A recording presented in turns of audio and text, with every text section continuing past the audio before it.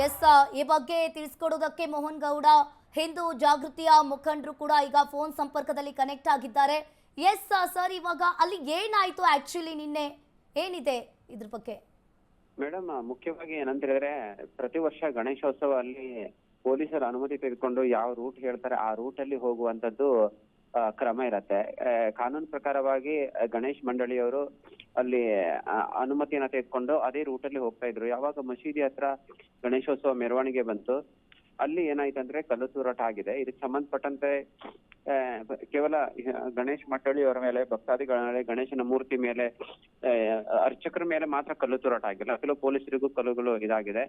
ನೇರವಾಗಿ ಮಸೀದಿಯಿಂದಲೇ ಕಲ್ಲು ಬಂದಿರುವಂತದ್ದು ಕಾರ್ಯಕರ್ತರು ಸ್ಪಷ್ಟವಾಗಿ ನೋಡಿದರೆ ಕಲ್ಲು ತೂರಾಟ ಮಾಡ್ತಾ ಇರುವಂತದ್ದು. ಅಂದ್ರೆ ಇದೊಂದು ಪ್ರೀ ಪ್ಲಾನ್ಡ್ ಆಗಿ ಅವರು ಆ ಎತ್ತರದಲ್ಲಿ ಕಲ್ಲುಗಳನ್ನ ಸಂಗ್ರಹ ಮಾಡ್ಕೊಂಡಿಟ್ಟಿದ್ರು, ಒಂದು ದೊಡ್ಡ ಷಡ್ಯಂತ್ರವನ್ನು ಮಾಡಿದ್ರು. ಈ ಹಿಂದೆ ಅವರು ಅಲ್ಲಿ ಮಂಡ್ಯದಲ್ಲಿ ಹೇಗ್ ಪ್ಲಾನಿಂಗ್ ಮಾಡ್ಕೊಂಡಿದ್ರು, ಗಣೇಶ್ ಮಂಡಳಿ ಉತ್ಸವ ಬರುವಾಗ ಒಂದು ಪೆಟ್ರೋಲ್ ಬಾಂಬ್ ಎಲ್ಲ ರೆಡಿ ಮಾಡ್ಕೊಂಡಿದ್ರು. ನಂತರ ಹಿಂದೂ ಅಂಗಡಿಗಳಿಗೆ ಪೆಟ್ರೋಲ್ ಬಾಂಬ್ ಹಾಕಿ ಬೆಂಕಿ ಹಚ್ಚುವಂತ ಕೋಟ್ಯಾಂತರ ರೂಪಾಯಿ ನಷ್ಟವನ್ನ ಮಾಡುವಂತ ಕಾನ್ಸ್ಪಿರಸಿಯನ್ನ ಮಾಡಿದ್ರು.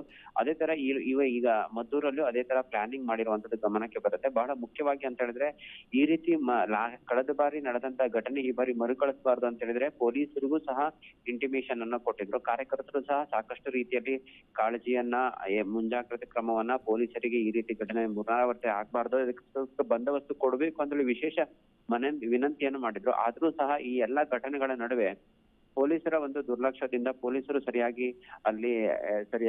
ಈ ಒಂದು CCTV ಅಥವಾ ಡ್ರೋನ್ ಕ್ಯಾಮೆರಾ ಮೂಲಕ ಎಲ್ಲೆಲ್ಲಿ ಇದನ್ನೆಲ್ಲ ಸಂಗ್ರಹ ಮಾಡಿಟ್ಟಿದ್ದಾರೆ, ಎಲ್ಲೆಲ್ಲಿ ಈ ತರ ಗಣೇಶೋತ್ಸವ ಪ್ರತಿ ವರ್ಷ ನಡೆಯುತ್ತೆ. ವರ್ಷಕ್ಕೊಮ್ಮೆ ದೊಡ್ಡ ಉತ್ಸವ, ಇದನ್ನ ವಿಜೃಂಭಣೆಯಿಂದ ಮಾಡ್ತಾರೆ. ಪ್ರತಿ ಬಾರಿ ಈ ರೀತಿ ಗಲಾಟೆ ಆದ್ರೆ ಏನಾಗುತ್ತೆ, ಲಾ ಅಂಡ್ ಆರ್ಡರ್ ಇವತ್ತು ಕರ್ನಾಟಕದಲ್ಲಿ ಏನಾಗ್ತಿದೆ, ಕಾಂಗ್ರೆಸ್ ಆಡಳಿತದಲ್ಲಿ ಒಂದ್ ರೀತಿಯಲ್ಲಿ ಹಿಂದೂ ಹಬ್ಬಗಳಿಗೆ ಮಾಡ್ಲಿಕ್ಕೆ, ಇವತ್ತು ಆಚರಣೆ ಮಾಡ್ಲಿಕ್ಕೆ ಸಾಧ್ಯ ಇಲ್ವಾ? ಈಗ ಕರ್ನಾಟಕದಲ್ಲಿ ಒಂದು 90% ಹಿಂದೂಗಳು ಇರುವಾಗ್ಲೂ ಸಹ ಇವತ್ತು ಒಂದು 10% ಅಲ್ಪಸಂಖ್ಯಾತ ಸಮುದಾಯದ ಭಯದಿಂದಾಗಿ 90% ಹಿಂದೂಗಳು ಇವತ್ತು ಸಾರ್ವಜನಿಕ ಗಣೇಶೋತ್ಸವವನ್ನ ಒಂದು ಶಾಂತಿಯಿಂದ, ಒಂದು ಭಕ್ತಿ ಭಾವದಿಂದ ಆಚರಣೆ ಮಾಡಲಾಗದಂತ ಸ್ಥಿತಿ ನಿರ್ಮಾಣ ಆಗಿದೆ ಅಂತ ಹೇಳಿದ್ರೆ ಇದು ಒಂದು ತುಂಬಾ ದೊಡ್ಡ ಅಸ್ತಿತ್ವದ ಪ್ರಶ್ನೆ ನಿರ್ಮಾಣ ಆಗಿದೆ.